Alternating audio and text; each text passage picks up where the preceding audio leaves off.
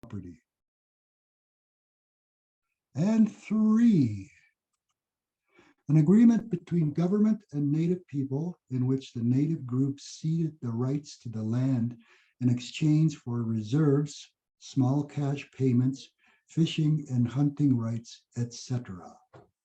So it's the Oxford definition of the treaty.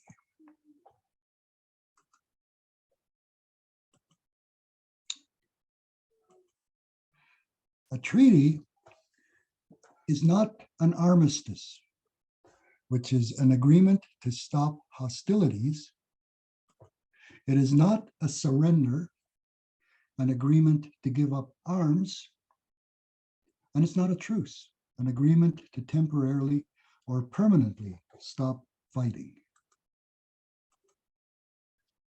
Remember this picture, Kitonaheo Maskoteo, sacred landscapes. Ewi Taski Chik is also what they would be in an agreement between tribal groups. And of course, we Taskiwin, that's what Tasquin is named after. Ewi Taskemachik, literally meaning sharing the land, living together. And of course, those agreements, tribal agreements, always involved the pipe. It's one of the most sacred items in our culture. Ospuakan is what we call the pipe. My laptop doesn't have the syllabics font, so those are the keystrokes for the syllabics. So ignore those 4Q exclamation 7 asterisk. Ospuagan is what we call the pipe.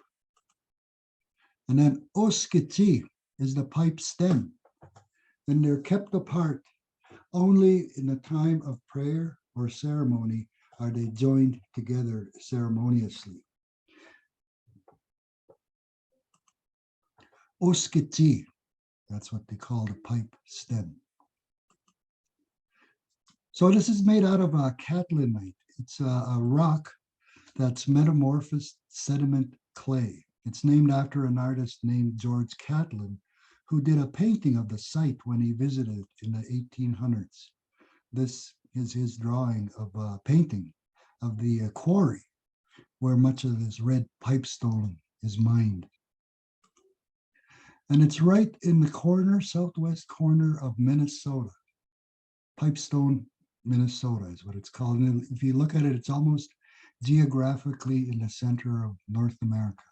So numerous tribes would come there to trade or come and mine or harvest the quarry of pipestone. And you can see a little closer where it is in Minnesota. I visited there once on my drive back from Ontario. I crossed the Lake Michigan by ferry from Michigan to Wisconsin, and then from there I drove to Pipestone and spent a day there. And they had some carvers there, some indigenous people carving pipes and other images, buffalo, bears out of the pipestone. And this is what it looks like in modern day. It's a tourist site. It's a historical site, actually, a national historic site.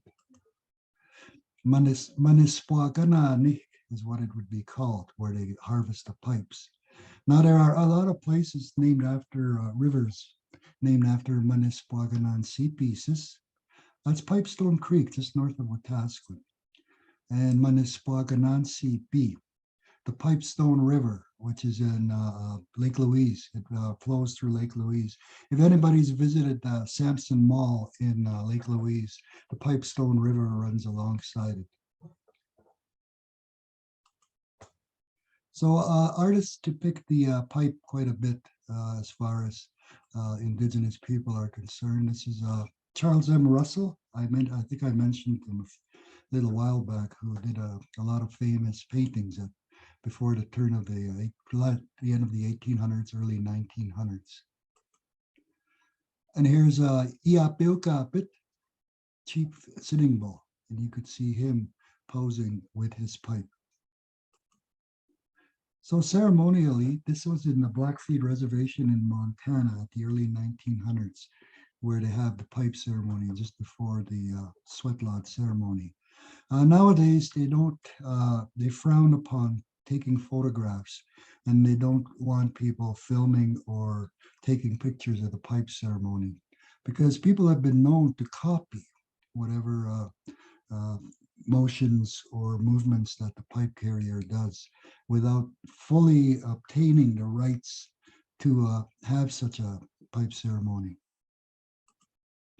And of course, Prince Charles, when he was adopted by the King Charles now, of course, when he was adopted by the Kainai people, they had a pipe ceremony and they gifted him with a headdress.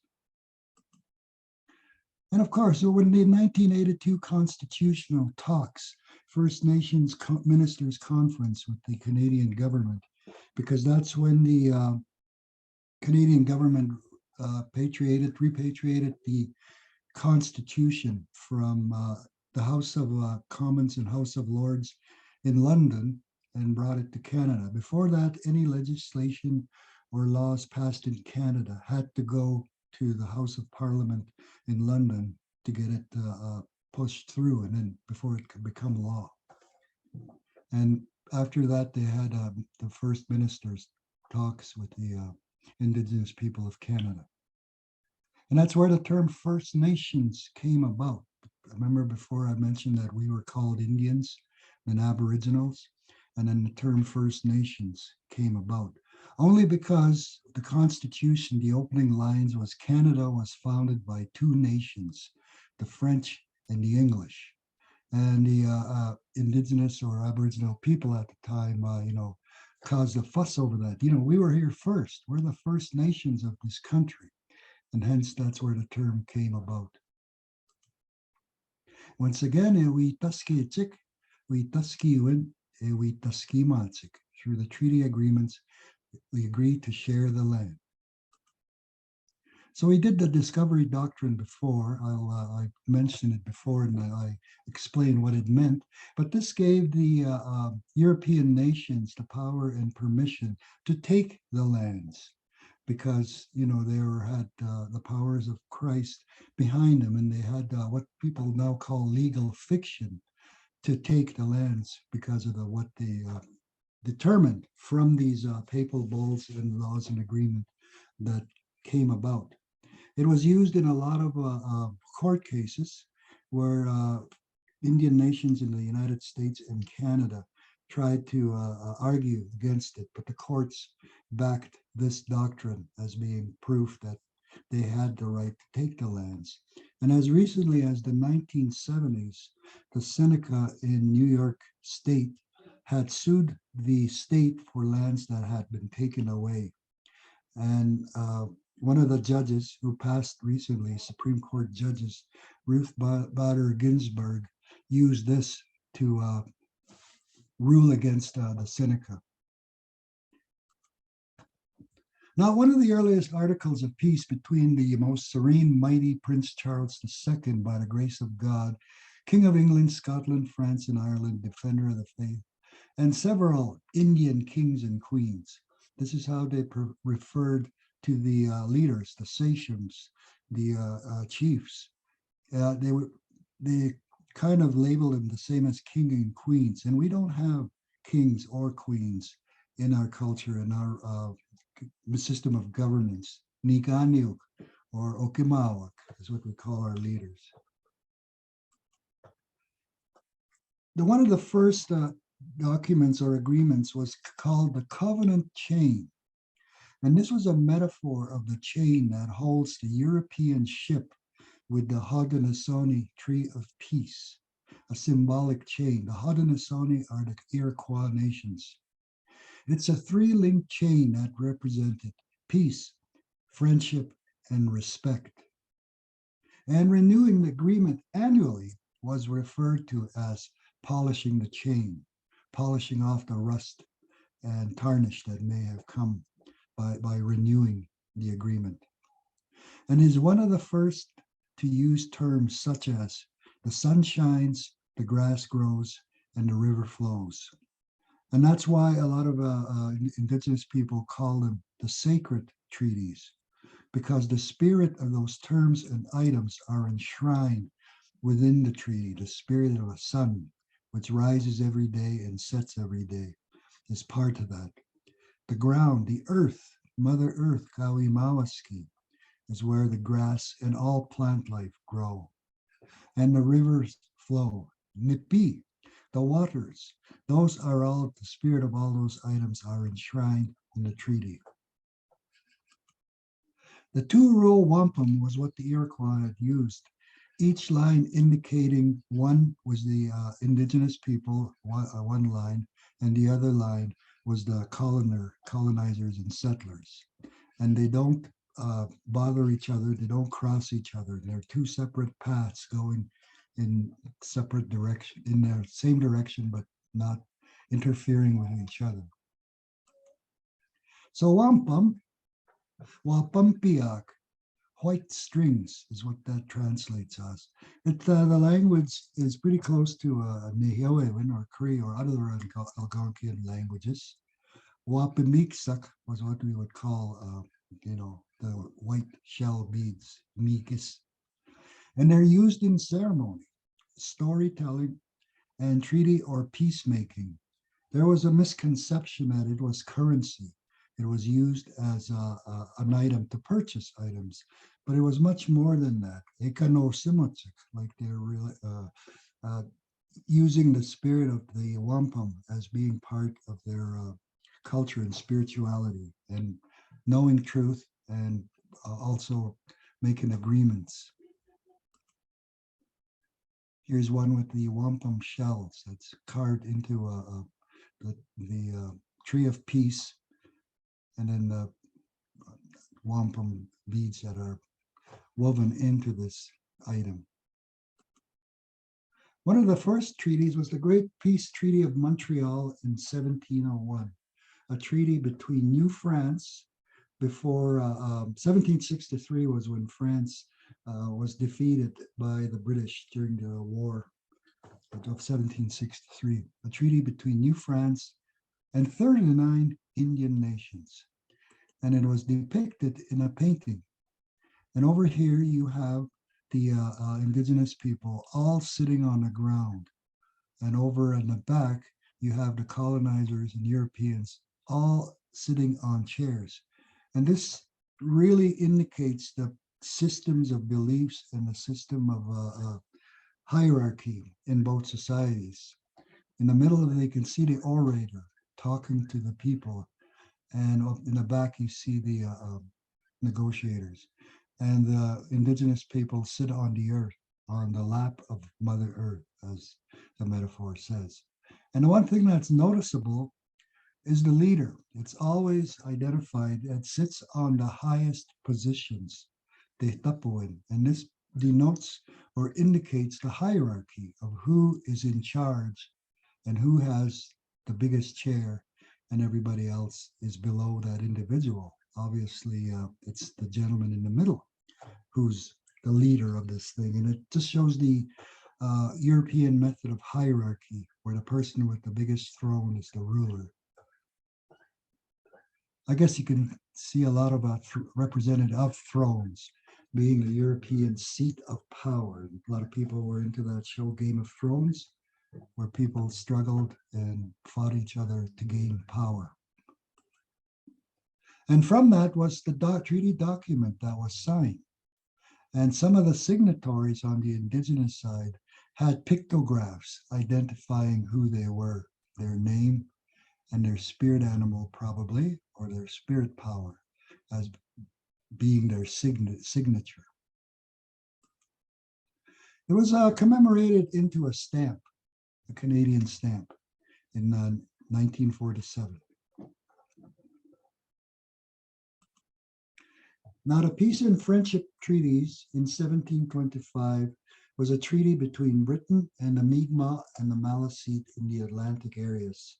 You may have seen some of the confrontations that lobster fishermen had against the commercial fishermen and the Mi'kmaq people in Nova Scotia. That got quite violent when the commercial fishers deliberately tried to run the Mi'kmaq fishers with their boats. And the Mi'kmaq had won their lawsuit by invoking this treaty, and the courts found that this treaty was still in effect and they could fish or harvest lobster when they want. I think it's still a contentious issue to this day. An artist rendition of some of the early negotiations and treaties with the pipe present as well, as usual. So the Treaty of Portsmouth in 1713 between the Wabanaki Confederacy. Wabanaki are Wapanaskiwinawak. That's what the Morning Land people, and Massachusetts and New Hampshire. And a pictograph was a signature of Bomazeen. He was an Abenaki Sachem, and that's his signatory pictograph that he used to sign as an agreement with the treaty. Now, Plains of Abraham, that's when things changed. In 1759, they had the battle between the British and the French, and the British would eventually defeat the French and take over New France. And after that was the Treaty of Paris in 1763. It ends the 7 Years' War between England and his allies, Prussia, Portugal, and the France, and their allies, Spain, Austria, Russia. It was called the French-Indian War in North America. And if anybody's had written or read James Fenimore Cooper's The Last of the Mohicans, it is based on this time, the French-Indian Wars. Here's a depiction of those battles that went on through the forests. And of course, now we have French territory and English territory. And after 1763, the British took over all of the French territory. And to the left is, it says Spain.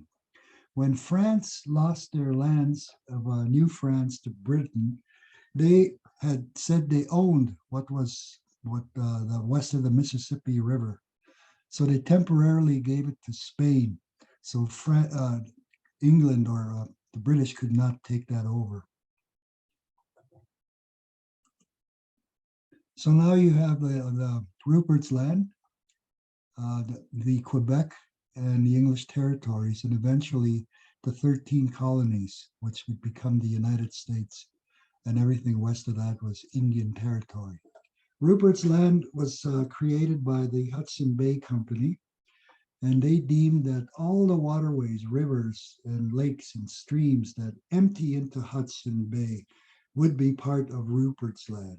And we were part of Rupert's Land because over here in Musquetees, a lot of the waterways flow into the Battle River, and that Battle River eventually flows into the North Saskatchewan at Saktawase or Battleford.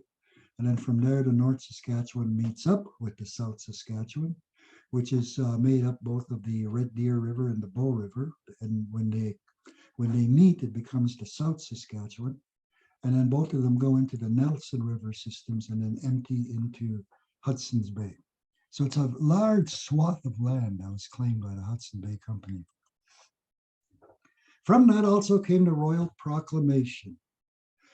Some historians say this might be the Magna Carta for the indigenous people of Rupert's Land in North America. The king claimed ultimate dominion over North America. This is, once again, this is that legal fiction that a lot of people complain about. The Indians have a right to use and occupy the land. Only the crown can purchase Indian lands, extinguishing title. Land over the Appalachian Mountains is Indian territory, and all non-Indians must leave these Indian lands. Didn't go over very well with a lot of the early settlers. And eventually, when the United States broke away, they disregarded the Royal Proclamation. The British Crown and Canada signed 56 treaties between 1760 and 1923. And there were the terms in the language, such as the Great White Mother, which referred to Queen Victoria. And once again, as long as the rivers flow, the grass grows and the sun shines. reaffirms what the indigenous people as considering them as the sacred treaties. There was a peace between indigenous tribes that the Cree and the Assiniboine, Nehiot and Asneepoatak, made a peace with the Blackfoot and their allies. And this is from John Malloy. I mentioned him earlier with residential school when he wrote a book called The National Shame, but he also wrote a book called Diplomacy, War, and Peace of the Plains Cree.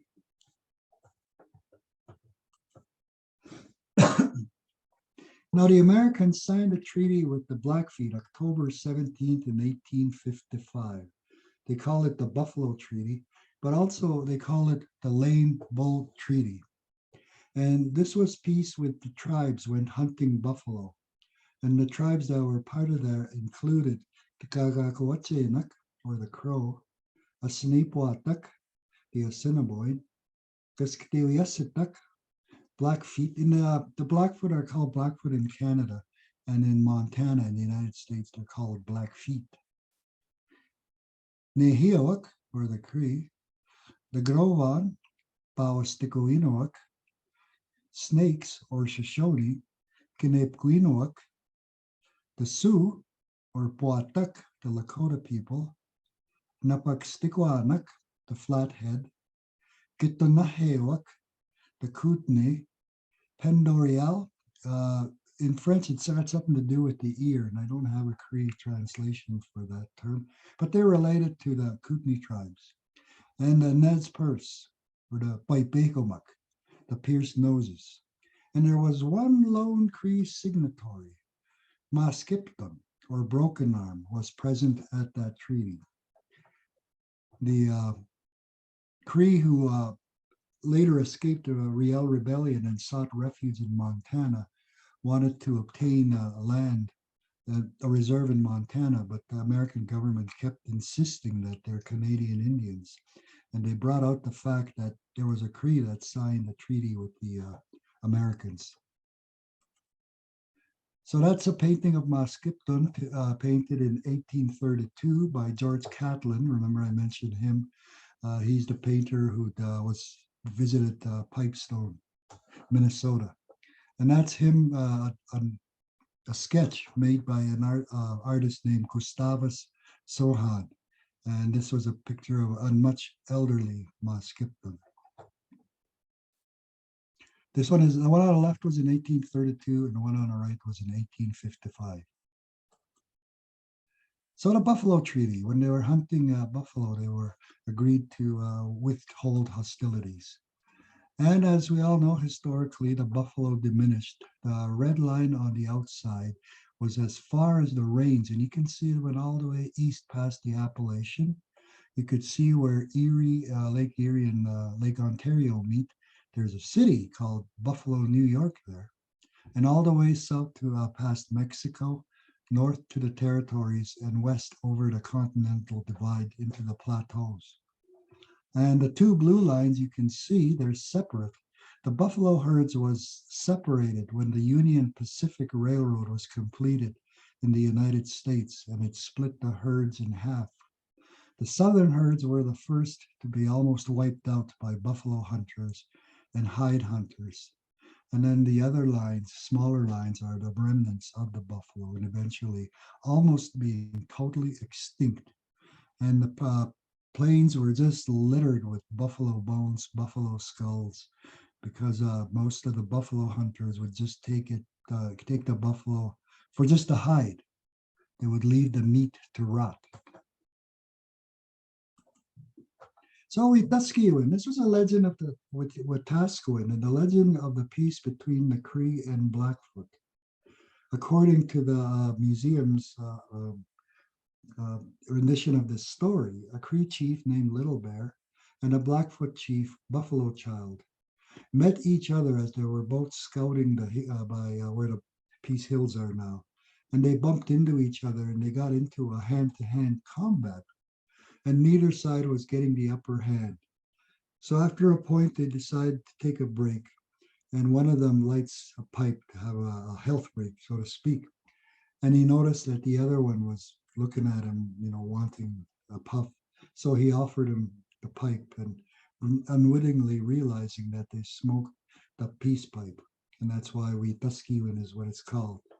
Father Lacombe suggests that Siding 16 should be named after this peace process. Wetaskiwin was once called Siding 16. So in 1869, the Hudson Bay Company sells Rupert's Land to Canada for 3 million pounds or $1.5 million. And this is an area of almost 8 million square kilometers. You can see how big it is. And we are over here. So we were part of Rupert's Land. The Americans had just purchased Alaska from the Russians for $17.2 million and was said to have offered $10 million for Rupert's Land. But the British government insisted that the land be sold to Canada instead. So this is a letter that was sent to the government from Chief Sweetgrass and Kehewan to Lieutenant Governor Archibald. Great Father, I shake hands with you and bid you welcome. We heard our lands were sold and we did not like it. We don't want to sell our lands. It is our property and no one has the right to sell them. This was a famous quote by Chief Seattle. How can you buy or sell the sky, the warmth of the land? This idea is strange to us. If we do not own the freshness of the air and the sparkle of the water, how can you buy them? Every part of the earth is sacred to my people. So the notion of selling land was foreign and unknown for indigenous people because they shared the land. Territory might increase depending on how fluid the peace and battles occurred, but there was no defined land that was owned by a specific tribe. This is Chief Sweetgrass, painting of or sketch of Chief Sweetgrass. Wikaskisayan is what his Cree name was. The buffalo was being exterminated. The Indian people were starving. The whiskey trade was devastating them. And some of the Indians were petitioning for the government to enter into treaty. These were the whiskey forts that the whiskey traders in Montana would ship whiskey along the river and up into Canada, where it devastated the Blackfoot Confederacy. In one winter, there was over 60 Blackfoot that died from exposure, violence, and all related to the consumption of whiskey. Once again, you see the buffalo map, how it decreased. Starvation was in place. 1871, British Columbia joined Confederation on the condition that the government build a railway within 10 years. It became urgent for the government to secure the right-of-way for the railway to the west. So they embarked on the biggest treaty-making enterprise in the country's history. Treaty 1 and 2 in 1871 in Manitoba. Treaty 3 in 1873 with the Saulteaux tribe of Ojibwe Lake, of the Lake of the Woods area. Treaty 4 in southern Saskatchewan. Treaty 5, parts of the southern prairies. And of course, Treaty 6 in 1876 with the Plains Cree, the Assiniboine, and some Chipewyan people. And Treaty 7 in 1877 with the Blackfoot, Kaskatewestak, Blood, Mi'kmaq, Pagan, Piganiwinawak, Asnipwatak, Stony, Sasiwak, or Sarsi, or as they call themselves, Tsutina, which I'll have to change this eventually, in all of southern Alberta. Now, coincidentally, they Treaty 1 and 2 with 1871, 72, it's coincidentally with the year. Treaty 3 in 73, Treaty 4 in 74, Treaty 5, 75, Treaty 6, 76, and Treaty 7 in 77. Weird coincidence. Now, there was promises of reserves of land. Schools built on the new reserves.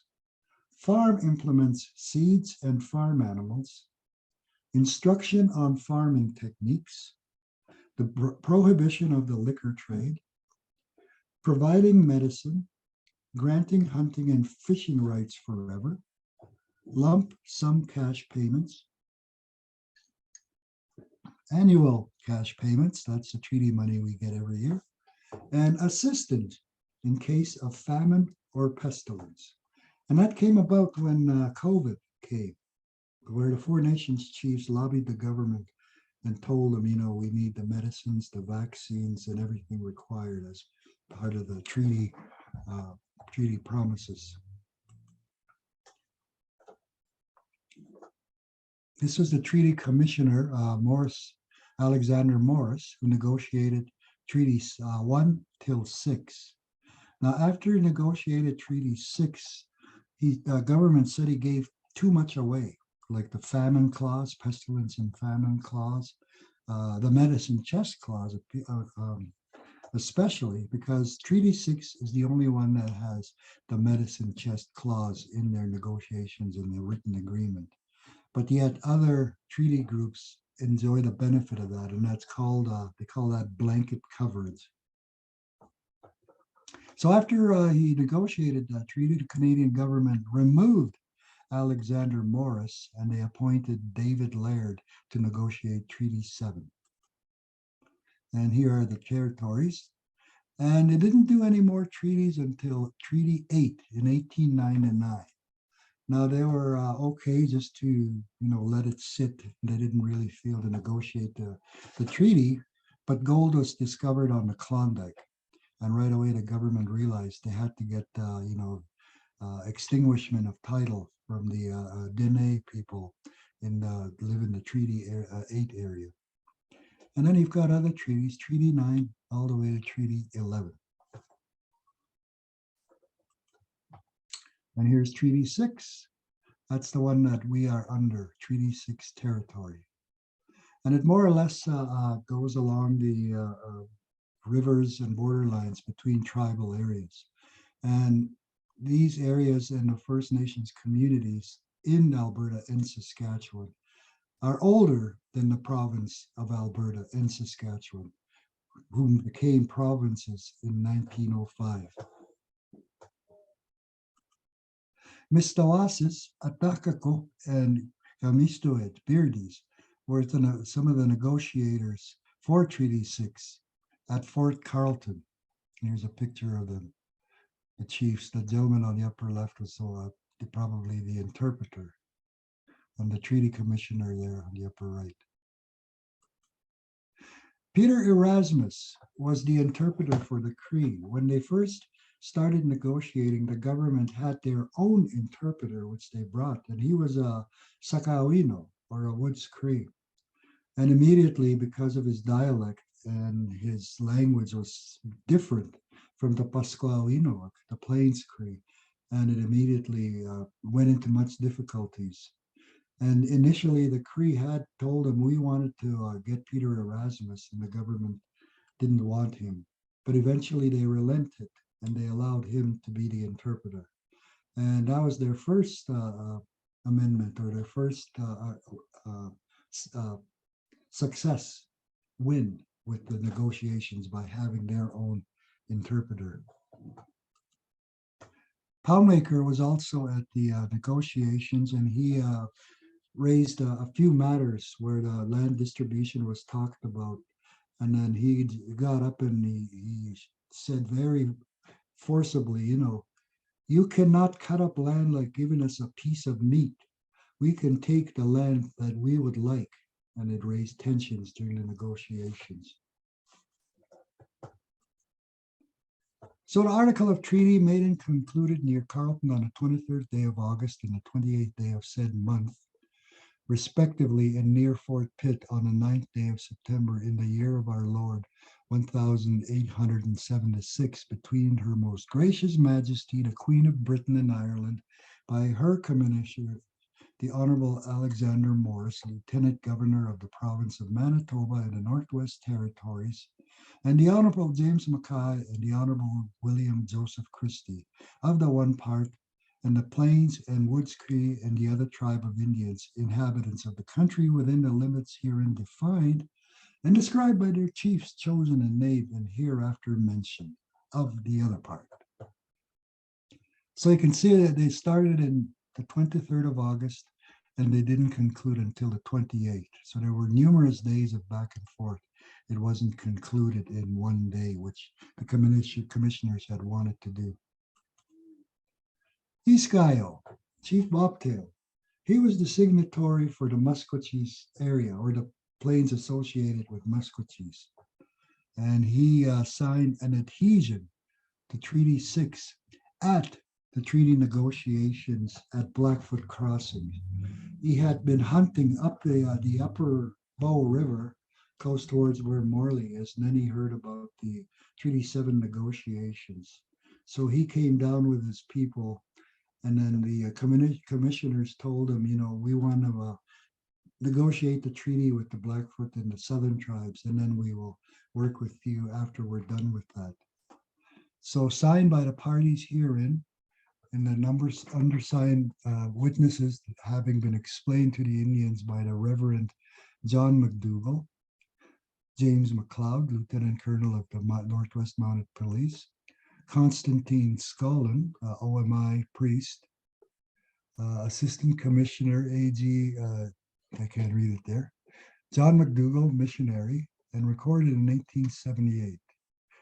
And you can see David Laird. I told you he was hired because they removed Alexander Morris, Indian superintendent of the Northwest Territories, with Giskakwin, Giskayo, or Bobtail, his mark, Mamino Tao, and his other leader, sometimes Glad, the counselor, Mamino Tao, and Joeg, Passing Sound.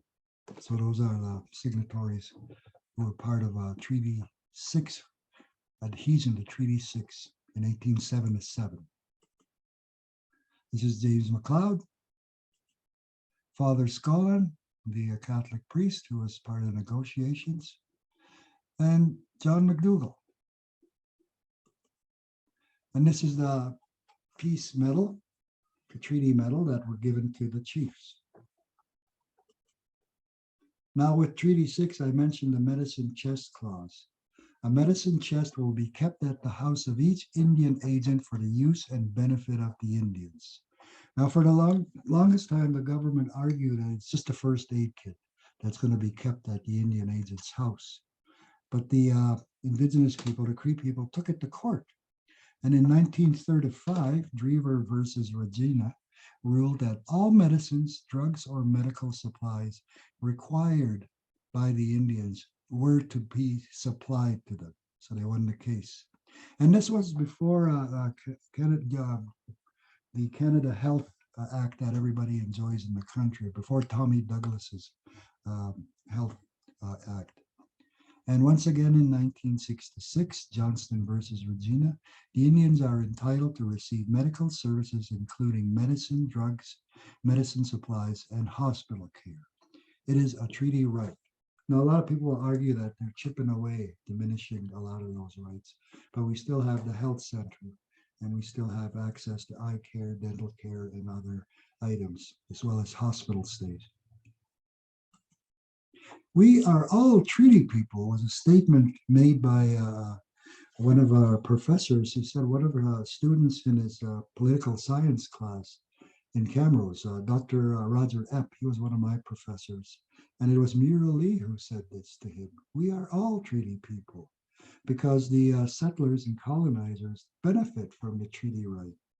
They can practice their religion freely, speak to whatever language they want.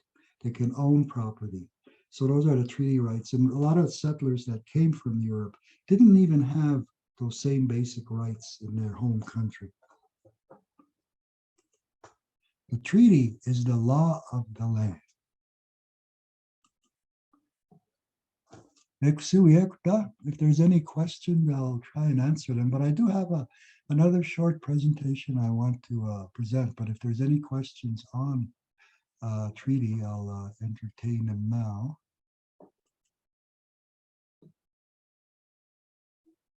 Thank you, Mr. Bruce. There are some questions I'll share. Okay. So the first question is, how can we protect our sacred knowledge and languages while educating our younger peoples in education and with technology? Um, I guess using it as much as possible because so much has been taken away. And we have to credit many of the elders who held on to the ceremony. I mean, our ceremonies are still strong in our community. We just had the annual Sundance ceremonies, and there will be a few others in other different communities that is held. And it's not surprisingly, it's not coincidental that it's around the same time as the solstice, the longest days of the year. The languages, of course, it just about disappeared, but people are can prove that you can learn a language. And Isaiah Omiso would be an excellent example, a young man who took it upon himself to be able to speak Cree, and he makes the elders proud when he is out there talking. And I know a lot of the people are taking the language, and some of them reverting to their indigenous names as well. So as long as you acknowledge them and know them and respect them, I think some of the time, one of the things that was a bit disappointing was that some of these markets, some of the people were selling T-shirts uh, with swear words on the T-shirt, and I was kind of disappointed that they would, do that and make, use the language in such a way. But yeah, it's educating the people, and we are working hard at MESC, and we have the early years curriculum that's being implemented and field tested, and the success rate is improving. Some of the parents we had come to our teacher parent meeting said that their kids are coming home and speaking Cree to them, and now they wish they could learn and they could speak with their children. But yeah, it's believing it, and don't be embarrassed of it, because I remember back in a number of years, people used to laugh at people who had an accent or couldn't speak English very well, and they were diminished or minimized as far as their influence. But certainly those were the ones that held on to our language and our culture and acknowledge it, and be part of the community.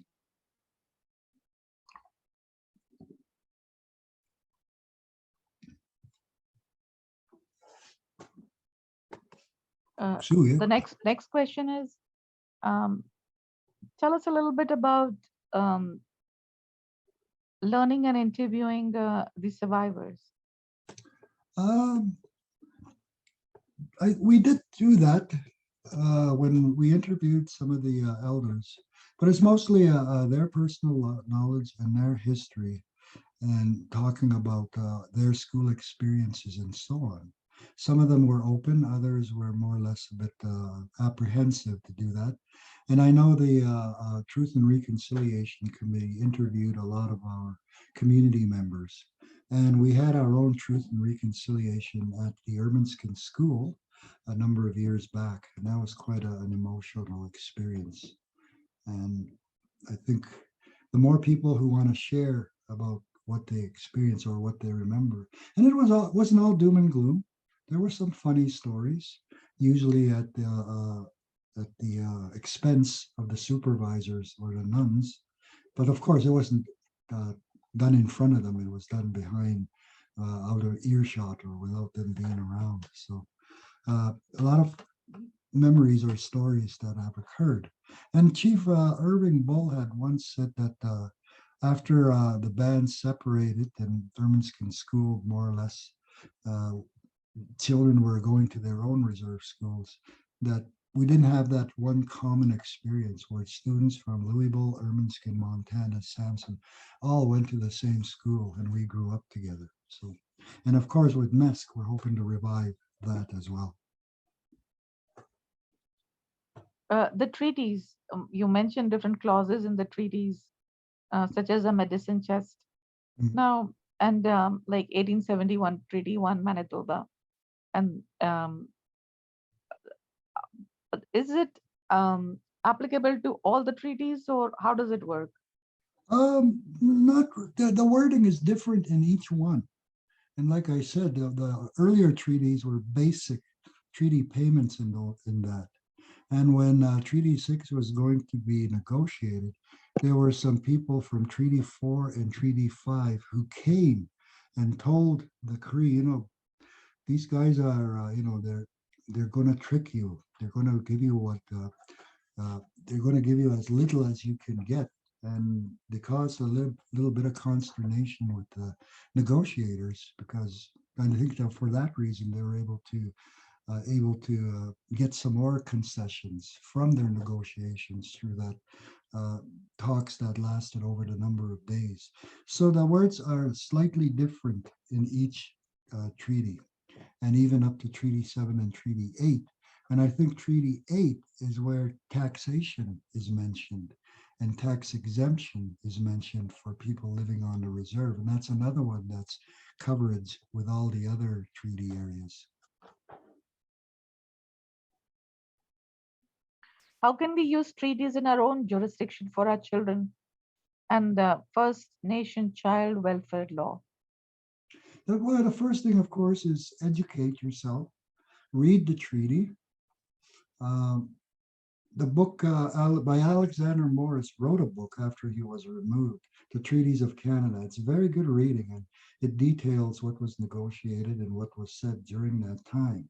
And that's where I got a lot of the information about what was being brought up and how some of the tenseness came about and so on.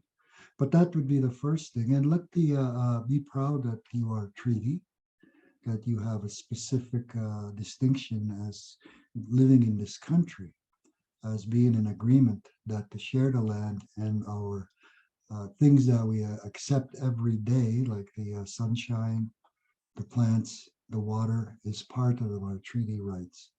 Now, First Nations child welfare law, that is a whole different legal area that I'm unfamiliar with because the criticism of child welfare that some people have I've heard bring up is that's the new residential school where children are apprehended from parents and placed into for them sometimes in non-native homes, and then the parent has lost right and guardianship of their child. So that's one area I cannot really talk about. It would have to be somebody who knows about child welfare law who can explain the jurisdiction.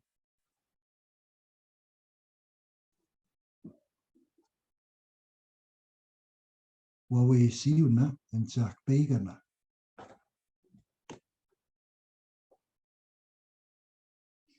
Zach Begana are syllabics. Is that a question or is that just a comment? Um, I think it's about natural laws and treaties. Oh, okay. Mm-hmm. Wawe yi is when you prepare or get ready. Wawe siuna.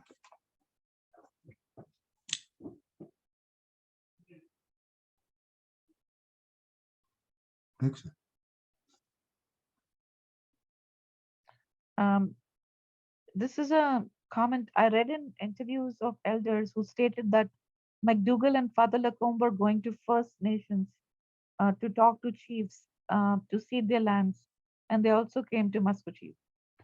Yes, not so much Father Lacombe, but more like Scotland was one of them. But Father Lacombe did have a lot of contacts with the Muscogees Cree. There are some stories of Benacombe, as what they called him, but uh, certainly he would have been one of the ones that maybe tried to influence the chiefs to sell or to adhere to the treaty. And John McDougall for sure.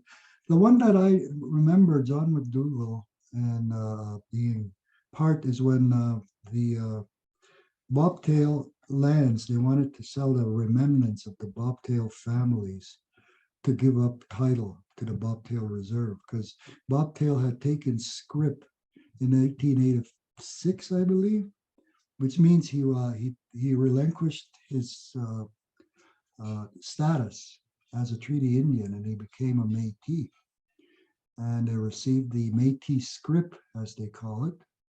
And after a year or so, he was disappointed, disillusioned with that, and he wanted to come back to the reserve. And the government told him, you've already extinguished title to your reserve. You cannot go back to that reserve. You'll have to, I guess, somebody, other chiefs, if they will let you in. And Soyano, or Ermineskin, was his brother. So Soyano took him and Bobtail and his families into Ermineskin. And they say that's why you have Mackinaws and Bert's Sampson in Montana. You have buffaloes and Omusos in Ermineskin and Sampson in Montana. So yeah, and then afterwards, when the Riel Rebellion was over, they deported a whole bunch of Crees from Montana. Some of them got off in Lethbridge because some of them were arrested. They were going to be tried for the killings at the Frog Lake battle in 1885. They were arrested and taken to Regina, and some of them went back to Montana, but the bulk of them stayed on the train, and it came up north of Calgary, and then they stopped just north of Ponoka. And the official said, you know, this reserve is empty. Bob Taylor used to live there. He doesn't live there anymore. We'll hold him here till we decide what to do with him. And essentially that they've been there ever since. And that's why it's called the Montana Reserve. So originally they were from different reserves in Saskatchewan, but now they're members, they're Musquetsisak, they're members of the community, having lived here all those years. And the government wanted to sell a lot. Bobtail was a much bigger reserve. It went past the highway, past Minnick, and went further south, almost to Ponoka. And they wanted the government, Ponoka, you can see the newspapers from the Ponoka archival papers where, you know, a better class of people must take these lands, the settlers, you know, they know what, because the Indians do not make proper use of the land. So they were pressured to sell that. And they knew that Montana couldn't have any stake because it wasn't their land to begin with at that time. And they did the research and they found out there were 5 families that didn't leave with Bobtail. 2 families of Mackinaws, uh, uh, cut arms, wards, and Cutknives. So those families, and that's when they came and pressured him to sell. And one of the elders, the late, forget his first name, but his nickname was the late Shorty Mackinaw. He collected as much data and notes and all that, saying that, you know, they were deceived that what they were signing was a lease, and they had those 9 to 9 year leases. Some of them are coming up. As a matter of fact, I'm wondering about the Pigeon Lake front area. That was kind of controversial. And was that a lease or a land sale? It's never been fully explained. But in any event, this elder said that they were deceived by the priest and the minister. So yeah, it's true. They did come and negotiate or try to convince for them to sell land. Um, Mr. Bruce, how does treaties relate to the digging on the land? What what do the treaties say? How much can you dig on the Mother Earth with for to extract natural resources or for construction purposes? That has never been included in the wording, but during the negotiations, all the elders everywhere said that what they were told that they only wanted the depth of the plow so they can grow their crops. And that's maybe a foot, maybe less was how much land that was supposed to be used. Everything else was still be part of the part owned by the indigenous people. The other things that weren't mentioned was the mountains. And as far as they're concerned, they're still part of the mountains and they still have access to the mountains. They never gave up the title to the mountains.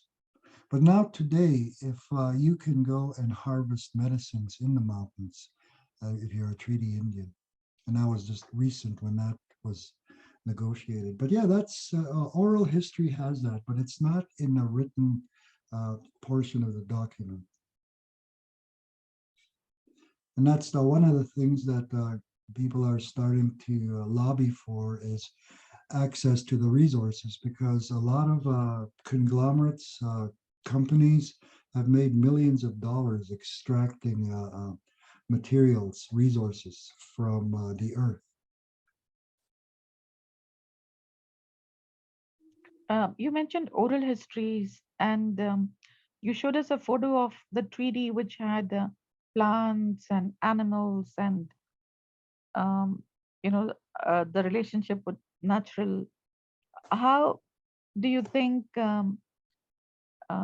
in current time the treaty relationship, how has it been maintained with the treaty which was shown with visually and the oral commitment and the current implementing the treaty and the relationship with mother nature, forest, animals, um, fish, insects? I think we every I have a right to hunt and fish if I wanted to, because that's part of my treaty right. And the main thing that people will try to let people know is not to be wasteful, that you only get what you need. I'm a lousy shot. I found that years ago that I couldn't hit a broadside of a barn if it was 10 feet away from me. So I don't really exercise that right. The only thing I am is a bargain hunter and gatherer is what I am basically, to purchase items. But yeah, that's something that a lot of people exercise that right. And my oldest daughters are also into high tanning. They started working with other ladies in the community, and they just enjoy it, the social aspect. And they've tanned a number of hides. They assisted when we had the buffalo harvest. I asked them to come in and help with the butchering, and I was just so proud of them. I mean, they're not afraid to get their hands bloody and, cut the meat into portions. And then the students from the school came out and observed and watched it. And then they showed them the organs, the stomach, the heart, which is huge. It's a huge thing. Troy Hookiма was there helping us. And when my second oldest picked up the heart, she said, you can drink the blood from it. So he poured the blood into her mouth, kind of grossing out some of the students, but some of the students wanted it too. So yeah, that's one of the things as a treaty right to participate and hunt and all that, and fish especially, and harvesting from the earth is providing that you give something back, and that's why whenever they go harvesting for plants and medicines, that they will leave a little bit of tobacco. And we also wanting to have access to many of the lands. And some of the settlers and farmers and ranchers are, well enough to allow people to come into their lands and harvest some of the plants. I wouldn't recommend going there without permission, because look at what happened in Saskatchewan. You go in the wrong driveway, you're risking your life. So definitely part of the treaty is to have access to much of these parts of nature, and then to respect it, mainly to respect it. The waterways, don't dump, garbage or any kind of things that would harm the water and the life, the beings that live in those waters. Mr. Bruce, we say like we are all treaty people. What does it really mean for the current generation? For the what generation? For this new for like new immigrants, new people who come to Canada, even Hmm. settlers, the new Yeah. new generation, um, because it is they inherit uh, the rules, regulations, way of functioning Mhm. in Canada. So we are all treaty people. What does it really mean for everybody living in Canada? It means that because of the treaties, they have permission and allowed to live in this country. But the Canadian government has done a lousy job educating all immigrants who come to this land. And that should be part of the swearing in ceremony of whichever treaty territory or indigenous territory, since they've been doing land acknowledgements, that you are here because of the Anishinaabe people, the Haudenosaunee people, the different tribal groups of where you are at, because they are part of this territory, and this was their land at one time, and you are here because we have this agreement, this sacred agreement between the crown and the indigenous people. And that's why a lot of the people who are treaty are, I wouldn't say they're royalists, but I would say that they acknowledge the royal family and what they represent as being representatives of the crown. And I think recently when Charles became king, there was a contingent or a number of people that went from the treaty areas to the coronation ceremony and then to meet with them to reaffirm this treaty agreement we have with the British Crown. Makes me wonder what would happen if the United Kingdom went Republican.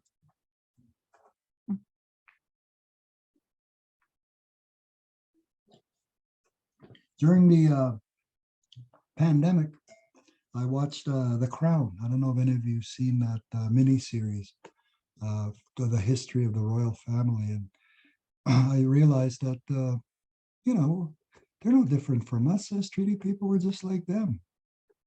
We love horses. We love riding horses. We like to hunt and fish like they do. Uh, we have rubber boots, like we have red and black ones. They have green ones. We like fanfare, grand entrances, big entries, and wearing stuff on your head, ceremonies, processions coming in. And also, some of them even marry our cousins like they did.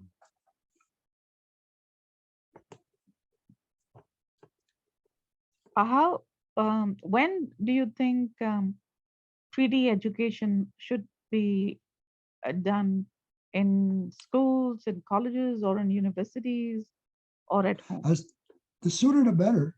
I mean, the children that are doing it at the school, I know one of the Cree instructors was teaching it, Tipahamatoan, Otnaskewin, all the different terms. And yeah, the sooner the better, and the quicker it'll be developed into the curriculum. I know the ATA has a group, and I sat in on that group advising the curriculum development, and they do have a package on treaties, talking to people from Treaty 7, Treaty 6, and Treaty 8 to talk about it. Yeah, so, and that's where it's also mentioned about the non-natives also have treaty rights as well. So yes, the sooner the better, and providing that it's done properly and correctly, and no incorrect information is passed, because a lot of the non-natives people out there think we receive millions of dollars a year individually, that we get free cigarettes and free alcohol, and every time when somebody turns 18 they get hundreds of thousands of dollars, which did occur in our community, but that was during the oil boom and all that. So there's the misconception and misbeliefs that are out there that have to be corrected. Thank you, Mr. Bruce. Here's an opportunity for all the attendees to pose your questions directly. You're welcome to unmute and ask your question.